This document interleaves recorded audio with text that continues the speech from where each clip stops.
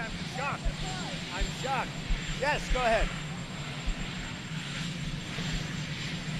Well, the whistleblower gave a very inaccurate report. And as you know, certain of the media released information about a man that they said was the whistleblower. I don't know if that's true or not. But what they said is he's an Obama person. It was involved with Brennan, Susan Rice, which means Obama. But he was like a big anti-Trump person, hated Trump, and they said terrible things. Now, I don't know if it's true or not, but that was reported by some of the media, so you'll have to find out. I don't know why the media is not on it, because the whistleblower gave a very inaccurate report about my phone call. My phone call was perfecto. It was totally appropriate. But he gave a report, he or she, but according to the newspapers, it's a he. They think they know who it is. You know who it is.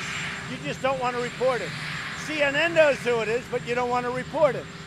And you know, you'd be doing the public a service if you did. The whistleblower gave a false report. And because of that false report, people thought bad things were done. And then you had Schiff go out and speak before Congress and before the American people and give a false story. He made up a story. And then I released, after all this was done, I released, and everybody said he didn't do anything wrong. But the whistleblower should be revealed, because the whistleblower gave false stories. Some people would call it a fraud. I won't go that far, but when I read it closely, I probably would. But the whistleblower should be revealed. Then I want to ask another question of you. Where is the second whistleblower? And why did Schiff make a lie when he said about what I said on the phone call? And why didn't the lieutenant colonel say that he wrote a letter to the White House with certain little comments about the phone call? And all of those many people that listened to the phone call, why didn't they have a problem with it? Because they didn't have. Many people listened to calls between, I know that. And for instance, the Secretary of State Pompeo was on the call. Nobody had, with all of those people, very few people that I know came forward. And they only came forward when you asked. And some of them are never Trumpers. So, but why didn't all of those people listening to this absolutely, totally appropriate phone call, why didn't they come forward? So, you know, it's a whole scam. It's an impeachment scam. And you know what it is? It's between the Democrats and the fake news media. We'll be showing that to you real soon, okay? Yeah, go ahead. Go ahead. In terms of the African American community, are you concerned that the possibility of impeachment might hurt your standing? No, I think I have a great standing in the African American community, because if you look at what we've done, as you know, we have the best unemployment numbers in the history of our country for African Americans. We have the best poverty numbers. We have the best employment numbers. And I'm doing great. African American community gets it. And I did criminal justice reform. Nobody else. I did it. Without me, you don't have criminal justice reform. And that was for the African Americans more than anybody else. So I think my standing in the African community, African American community, is maybe the best. We're going to see. We're going to see in 1 year. But I think that I'm going to get a tremendous percentage of votes from the African American. I did one other thing. I did opportunity zones. And these are neighborhoods that a lot of people wouldn't be investing now because of what I did with Tim Scott and some others. But Tim Scott was fantastic, of South Carolina. We did opportunity zones. It's an incredible thing. So I think we're going to do great with African Americans. We have tremendous African American support. What about the name of the whistleblower? Have you thought about that? Have you thought of publishing it yourself? I'll tell you what, there have been stories written about a certain individual, a male, and they say he's the whistleblower.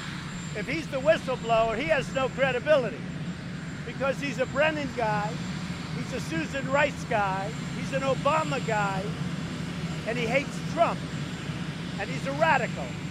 Now, maybe it's not him, but if it's him, you guys ought to release the information. Was there a quid pro quo? No, not at all. Not at all. Very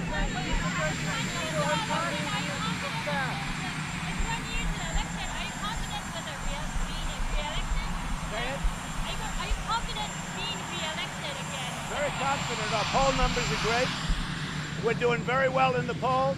And by the way, not that it's very important because you got elected, but the impeachment polls have been very, very strong, and especially in the swing states. I think you see that.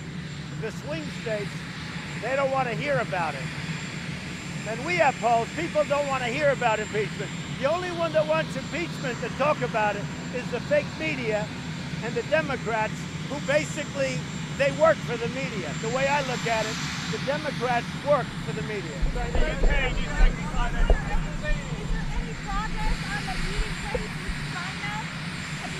Yeah, there's progress, and first I want to get the deal. I mean, the meeting place to me is going to be pretty easy, but first we'll see if we get the deal, and if we get the deal, the meeting place will come very easily. It'll be someplace in the U.S. According to several recent polls, more Americans want you to be impeached or removed. No, you're reading the wrong polls. You're reading the wrong polls. You're reading. Let me just tell you, I have the real polls. The CNN polls are fake. The Fox polls have always been lousy. I tell them they ought to get themselves a new poll strip. But the real polls, if you look at the polls that came out this morning, people don't want anything to do with impeachment. It's a phony scam. It's a hoax. And the whistleblower should be revealed because the whistleblower gave false information. Do you still have confidence in Mick Mulvaney? Well, he's working. As long as he's with me, I have confidence. So in the UK, do you side with Boris Johnson or Nigel Farage if you have to Well, choose? I like them both. Look, I think Boris is the right man for the times. He's really for the times. He's a great gentleman. He's a wonderful guy. He's tough, he's smart, and I think he's going to do something. I just hope he does it so the U.S., which is by far the biggest economy in the world, not even close.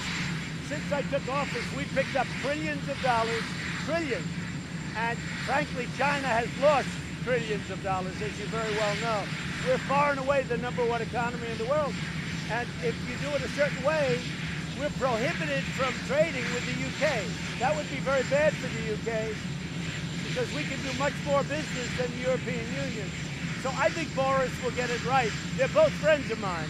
What I'd like to see is for Nigel and Boris to come together. I think that's a possibility. Mr. President, how strong is your support for Ukraine in their conflict with Russia? Very good. Have you ever called Putin to get out of Ukraine? Yeah, my support is very good.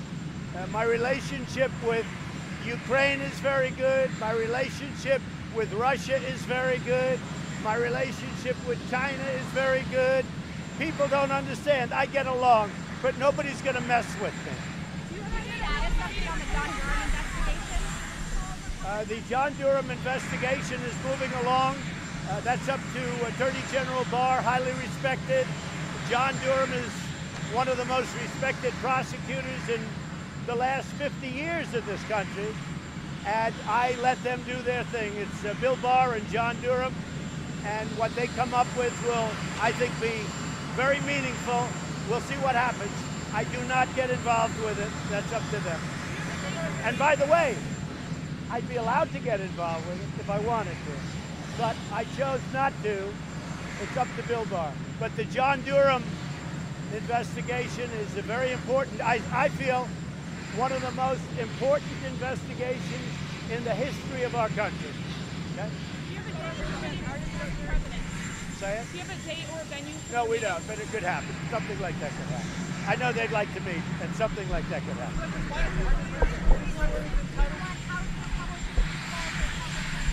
I think that the House Republicans and the Senate Republicans have been incredible. I don't think there's ever been unity like we have right now. We had 195 or so votes. We didn't have one negative vote.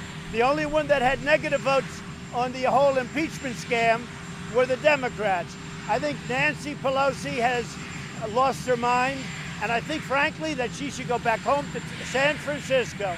If you look at what's happening to her district is going to hell with homeless, that they're not taking care of, with needles all over the street, with tents, with people, with sanitation, with horrible things being washed into the ocean, into the Pacific Ocean. I think Nancy Pelosi, her district has probably gone down more than any district proportionately in the United States. And what she's done for that district, and then on top of it, you got fires eating away at California every year because management is so bad. The governor doesn't know. He's like a child. He doesn't know what he's doing. And I've been telling him this for 2 years. They've got to take care of it. Every year, it's always California. It's rarely somebody else or someplace else. But Nancy Pelosi ought to go back to her district and take care of it because her district has become a mess. #1 in the country for going down. All she thinks about is impeachment, but she doesn't want to impeach. You know who wants to impeach? The people that run the party, the radical left. Why don't you want John Bolton to testify, sir? And if so, That's up to him and up to the lawyers. It's really up to the lawyers. I like John Bolton. I always got along with him, but that's going to be up to the lawyers. Mr. President, there's a genuine concern there could be a government shutdown. Read the transcript. Read the transcript. But it says I have no. Read the transcript. What about a government shutdown? There's a genuine concern. Democrats believe that you will hold up funding for the government because you're so upset about impeachment. Is that something that could be a possibility? What do you say to the American people? I don't think they believe that at all. But we'll see what happens. The Democrats I call them the do-nothing Democrats.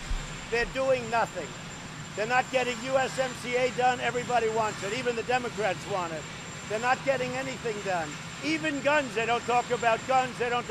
All they can do is talk about one phone call made to the president of Ukraine that was perfect.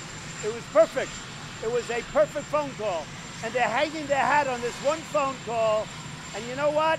The Republican Party has never been so unified. That includes senators, that includes House. They've never been so unified. Can you commit to no government shutdown? I mean, people that are concerned, what would you say? It depends on what the negotiation. I wouldn't commit to anything. It depends on what the negotiation is. Yes?